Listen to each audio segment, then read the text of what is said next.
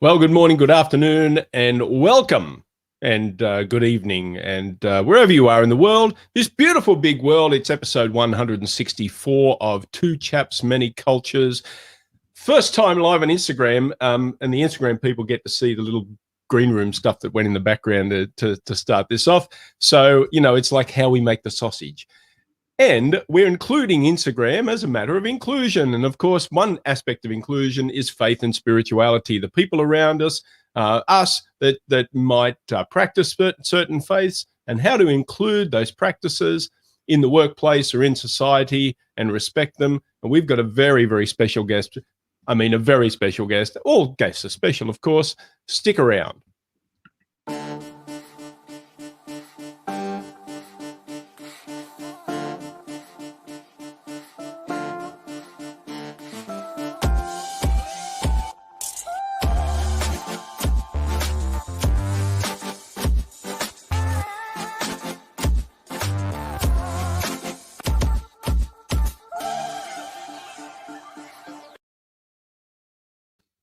Yes, welcome back to the show, The Business of Culture and the Culture of Business. How are you today, pal?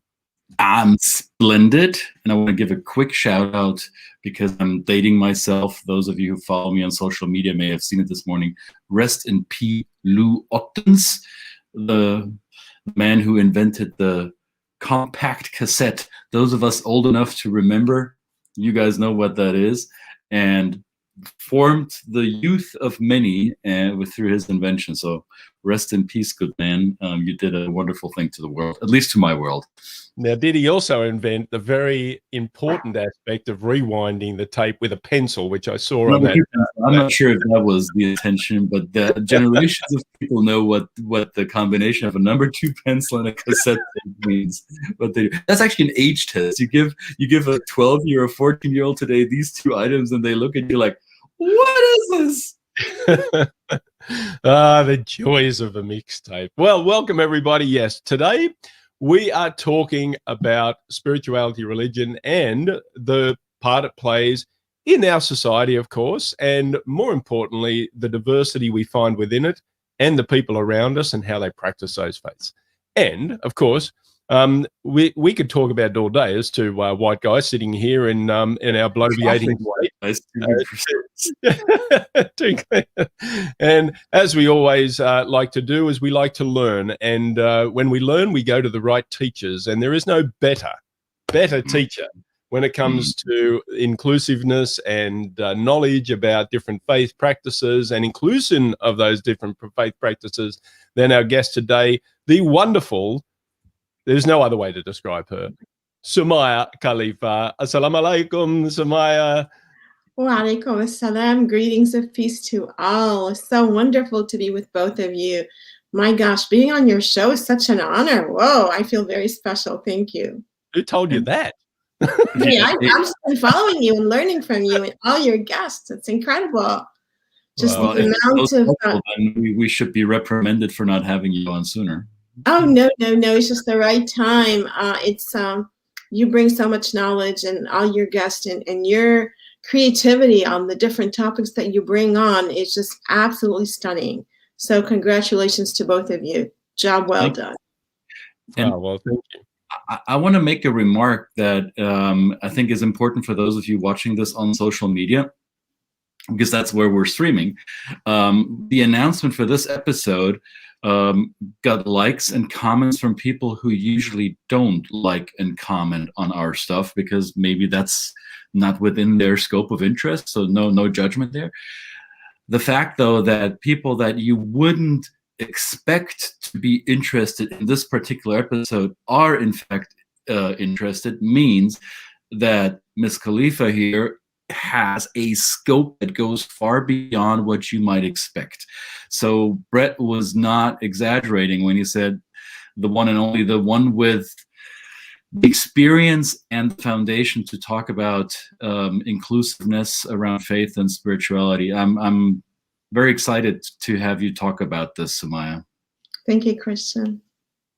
And you know, one of the things is that if you follow someone like Samaya, there is not only the faith that she follows, but also the engagement, the interaction, the sharing, the transfer of knowledge that happens between all different faiths, right? I think that you really practice, you walk the talk of interfaith understanding and inclusiveness, Samaya. So talk to us a little bit about that, and what has driven you to do that work alongside with priests and rabbis and other spiritual leaders in the world. It's been wonderful to watch. I think it's been my lifelong journey, and it started when I was about 3 or 4 years old.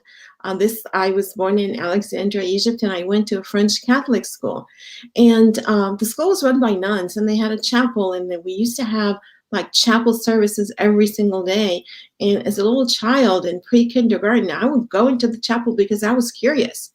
And I would go home to my mom and say, hey, I went to the chapel today, and they sang, it was so beautiful, all the glass and so on and so forth. And my mom would look at me and she says, you're a Muslim. You really don't need to be going to a chapel. So, but I liked it. It was a good experience. And we sang to God. So we struck a deal. I struck a deal with my mom saying that when I'm at school, I'll go to the chapel and sing to God. But at home, I will pray as a Muslim to God. And so that was the deal that was struck. And I think that experience at a very early age carried me through my whole life until now. I do have a passion of bringing people together, both in communities as well as in the workplace. And that's really, really important for all of us to do. Absolutely. That's a beautiful story. Now, in Egypt, when you grew up, was there an awareness of togetherness of faiths, or was it a little bit split apart in separate camps? The way I remember it, it was just one family where people were Christians or Muslims, and those are the two predominant religions in Egypt at the time.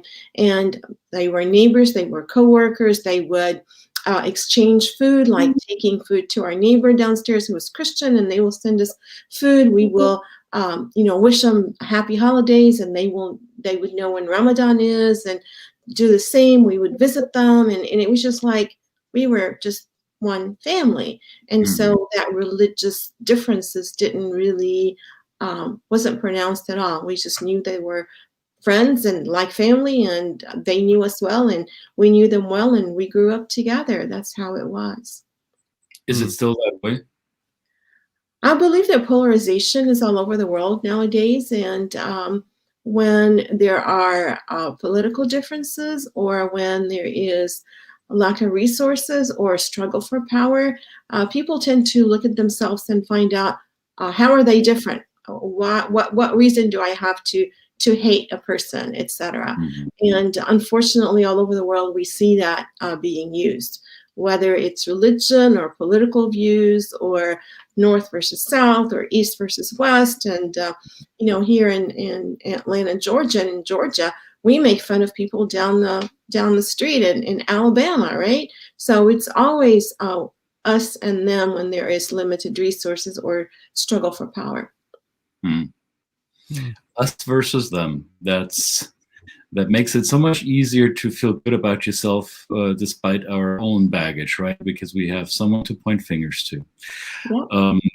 So how do you, in your work, how does your work help people understand the commonalities between the different spiritual practices, or the beauty and the diversity of those different practices?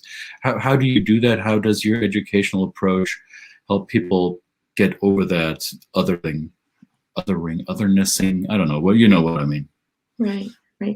So, and I think I do that in two spheres. And the first sphere is in the workplace.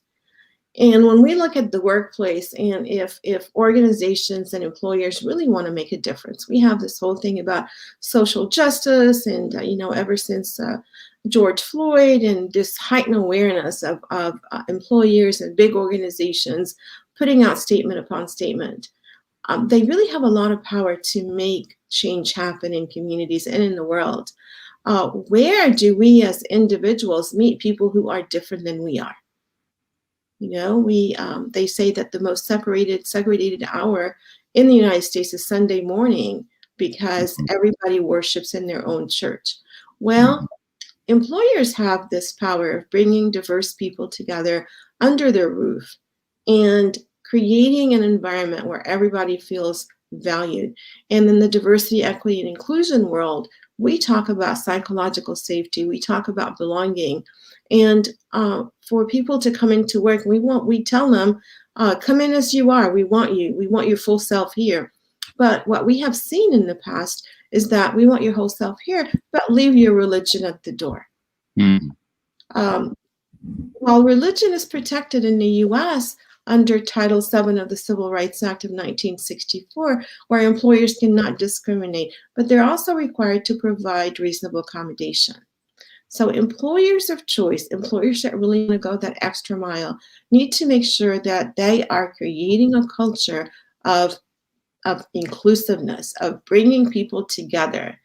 And when we are in the workplace, and every religion practice in the whole wide world is practiced right here in the United States. And our workplaces, our religious diversity in this country reflects that. So when we go into our workplace and we work on teams with somebody who's a Muslim or who's Jewish or who's Hindu or a Baha'i or a Sikh or what have you, or people of no faith at all, and they are part of that conversation as well. And we make them feel like we want you here, all of you, and we respect you, and we want to leverage our workplace to make change happen. And a lot of times people say that when you want change to happen, you want to hit the pocketbook, right? Because when people see that, then they want to do something about it. So this is something that is a priority for our businesses, then change will happen in our societies. I had a thought about this morning as I woke up. I sometimes come across some thought processes when I wake up, that this is actually a wellness, a productivity issue, because many people find a faith practice as something that is very spiritual, but also refreshing for them in terms of their brain bandwidth and their physical and spiritual health, right?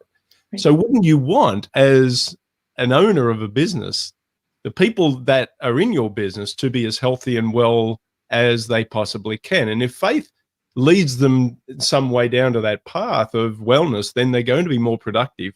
So again, speaking to your point there, this is really just it's also a bottom line issue. Yes, absolutely. Absolutely. Yep. It's about attracting, retaining, and developing talent.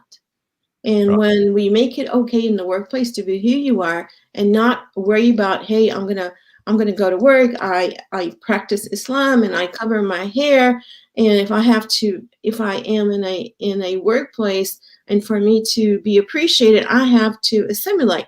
I cannot cover my hair this way. I cannot take time off, or observing Passover or Yom Kippur, or all the different faith traditions, and I'm going to hide part of my identity. And many people, their religion, their faith tradition, their spirituality is what makes them tick. It's their moral compass. And having to abandon that at the door is a missed opportunity for employers. A lot of times we see organizations that have certain values, treating people with dignity and respect, but if they tie this to their employees' belief system and how that correlates, just think about how the values and the performance of those organizations will really be impacted positively. As you said, Brett, it will impact their bottom line. Here's a question that I have come across by those who challenge the idea of faith diversity or inclusiveness, and the argument that's often made, especially in a more Western/Christian context, is, well, what if these deep structure cultural values manifest themselves in the surface culture behavior that goes against the grain of society? So let's say women who are completely covering their faces, they're wearing burqas or whatever, I don't know, whatever behavioral practice a faith will carry out into the visible realm, right? It doesn't have to be Islam, could be any religion. Whenever there's a majority culture saying, well, this is not okay with my culture. How come they're allowed to do this? Or like Hasidim women who are married who will not shake my hand because I'm a goyim and she's married. All these behaviors that may strike people as, oh, this is not normal around here, and they try to regulate this or restrict these behaviors that are a result of deep structured cultural values. What do you respond to that objection? Sure. Well, everybody in an organization or in a workplace, they're there for a reason. And the reason is to drive the business, to make sure that that organization, that business, that nonprofit is the best that it can be. And everybody needs to do their part of it to drive those results. When we talk about bringing religion into the workplace, it does not mean come in and promote your religion and don't do the work. There needs to be policies and guidelines on how to do that. The conversations would be around people asking each other, what are, I see that you're, for instance, for a Muslim, I see that you are not eating lunch with us anymore. What's going on here? And well, they will say, I'm fasting. And then what does that mean? Help me understand what is that like? Or if somebody, a Hindu who's observing a certain holiday, and maybe their fellow employees see coloring on their faces or what have you, understanding what that is, that brings people closer together. Now, when we have parameters, we don't want evangelicals or anybody to promote a faith within the work community, but it's there to promote understanding, promote closer ties, because when we go into a workplace, when one goes into a workplace and they feel like, hey, my coworkers really care about me, they understand what's going on with me right now. My environment is inclusive. When you go to the company's webpage, you see people who look like me. That becomes a business case for being able to recruit people as diverse as the people that we have. Do organizations have a calendar that has all the holidays on it?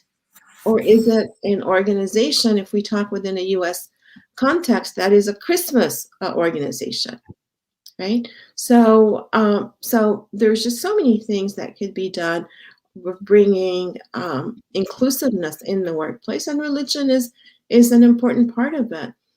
There is a understanding or a misperception or a perception that people are becoming less religious.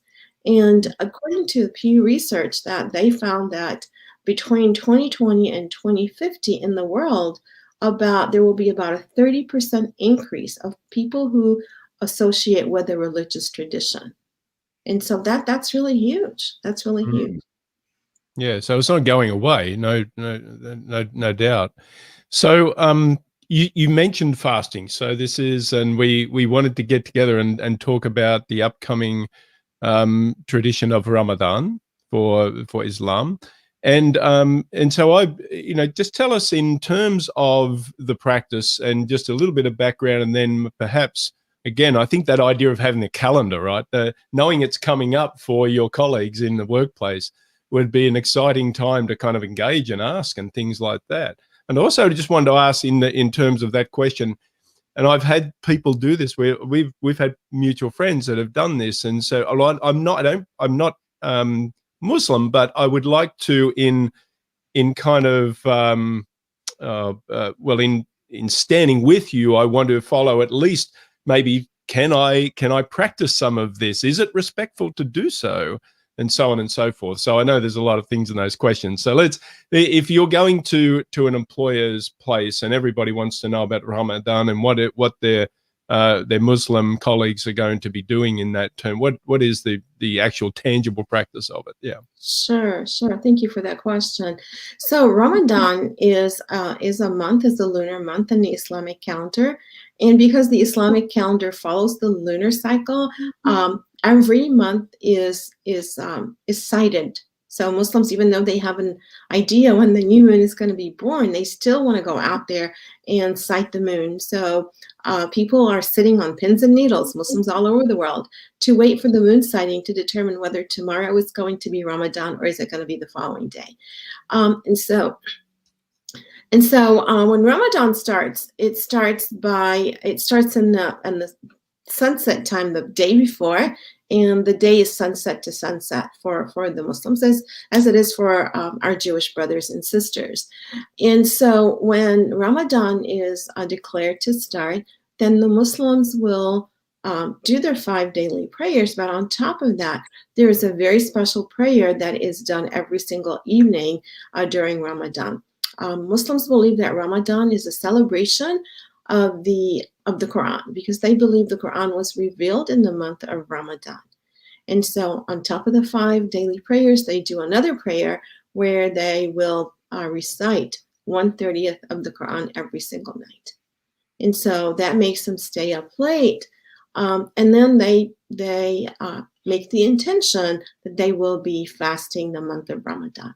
And the fast is a total fast from dawn to sunset. No water, no food. Those who have the habit of smoking, there's no smoking, no marital relationships during the fasting hours. And so it means that a person wakes up very early in the morning to have a morning meal before the dawn, the sun starts to come out. And then they abstain from food and drink and all the other things I mentioned until it's sunset time. And when it's sunset time, the family comes together and usually break their fast with a date. That is a prophetic tradition. And Muslims all over the world, the 1.7 billion Muslims, do that all over the world. And so that is the day for the fast. So what does that mean for us in the workplace? Well, first of all, to realize that our Muslim co-workers are fasting. And what that means is that if we, pre-COVID and hopefully post-COVID, when we are together in the workplace, that means if we have lunch meetings or we're going out for something or other, just to be aware that the Muslims might not be eating that day. It also means that for manufacturers and people who work outside, the employers need to know what are the safety repercussions for that when somebody does not drink water all the time, especially with Ramadan now, this year starting in April and ending in May. So it's April 13th in 2021 to about May 13th. So what does that mean? What accommodations will they make? I know that not too long ago, I consulted for a major retail store and chain actually, and they had Muslim employees who were stocking shelves, who were moving things from the trucks into the stores, and they did not know what kind of reasonable accommodations. And a lot of times when people hear supervisors, managers, organizations hear something about religion, they get so scared. They just freeze, right? Mm-hmm. Some of them would say, whatever it is that you want, just take it. You want take 2 breaks to do your prayers, go for it. But when they are armed with the knowledge and what are some of the reasonable accommodations that maybe the Muslims need to do their prayers, their afternoon prayers or their late afternoon prayers within that time frame, then they would work with them to align their breaks with the time for prayers, as an example. So with that particular situation, one of the reasonable accommodations was to provide water bottles and dates in the break room. And just that, they sell the water and they sell the dates in their stores, and providing that in the break rooms, I can tell you what a big difference that made in the relationships between them and their employees. And that little gesture made the employees feel, hey, my employer really cares about me. Another thing about Ramadan is people who are like Sunday Christians or just Christmas Christians. We have those two in the Muslim community, where they're only Ramadan Muslims or just celebration Muslims. And they tend to become more religious during the month of Ramadan, some of them, and they want to do their prayers, etc. So it is a month for spiritual recharging. It's a month for community because pre-COVID and hopefully post-COVID, people get together to celebrate. Now, Brett, your question about if a colleague says, hey, it's Ramadan and I want to be fasting with you, that's really nice. It shows support. And fasting is not only for Muslims. We have Jewish traditions where the Jewish folks fast Yom Kippur, and I think their fasting is much harder because they fast for a 24-hour period. And we have Lent that's going on right now for some Christian traditions where they give up some food. And I was doing some research, and in early Christianity, they also fasted from dawn to sunset. So fasting is not just particular to Muslims, it's practiced by many other faith traditions. Yeah, from what I've heard, those who actually practice it more diligently, they experience somewhat of a spiritual awakening because the deprivation of nutrition has the body respond in a certain way, and it creates, I guess, a better or a stronger awareness of one's connection to the higher power. I had an example that was both pleasant, I think, and also a little revealing and concerning when I conducted a group training several years ago in Germany for a mixed team. And Germany, as most of you know, has had a long relationship with Islam. I would say somewhere between 5 and 10% of the overall population in Germany confessed to be Muslim. And this was a training room with, let's say, 18, 20 people, and this was during the month of Ramadan. And as we went around the room and doing instructions, there was this one gentleman from, I forgot which country, I want to say Jordan, might have been Syria. It was obvious that he was from a Muslim country, and I asked him, are you practicing Muslim? He said, yes. I said, are you observing Ramadan this month? That's when all the other heads in the room started turning to each other. How would he know that? Why is this relevant? And he said, yes, sir, I am. And I said, hey, let me know if you need extra breaks or if there's something that you want us to do differently, if you want us to remove the cookies so you don't feel tempted, or whatever it is that makes you feel comfortable and participate in a certain way, let me know and we'll take care of it. And to me, this was a learned practice, but I noticed that the company who hired me to do the training, they were like starting to chit chat, and their body language gave away that they internally had never thought about this. This is a gentleman that they have been working with for I don't know how long, and this was the first time this was discussed in an open forum. Does this happen a lot? Do you see this happening as well, Soumaya? Absolutely, absolutely. Christian, let me ask you, how do you think this particular person felt when you acknowledged his religious observance and wanted to make accommodations in your training? How did that make I'm not sure. I think he was both relieved and also concerned that he would be singled out, and that this might not be the best way for me to introduce. I was torn how to do it right. So I was wondering, well, hindsight is always 20/20. And once I had said it, I asked myself, maybe I could have asked him one-on-one in the hallway. Wow, that's a great point. That's a great point. Yeah, so your question was, do we find workplaces where they don't know about Ramadan? Yeah. Yes, absolutely. And sometimes I also find with some of my clients is they have the best intentions at heart. And just to give you an example, right before COVID, I did a training for an organization that had up in Michigan that had over 25%, and it was a manufacturing a client, and over 25% of their population, of their workforce, was actually Muslim, and they wanted to provide a space for prayers. And what they wanted to do was to have this room that was way out. It took them 10 minutes to walk to this specific site, and not only that, but they wanted to make it into a multi-purpose room, where it would be an exercise room and also a prayer room for their 25% plus part of their population. And that just didn't work. and they were going to invest a lot of money. And so when I was doing an audit of their space and their practices, I said, have you involved your Muslim employees on what you're trying to do? And the answer was no. Management thought that was the good thing to do, and they were going about it. And so bringing conversations, having an environment that provides psychological safety to have those conversations makes people feel that they belong to that organization, to this workplace. So conversation, dialogue, and as we said so many times before, suspend your assumptions and ask a good question.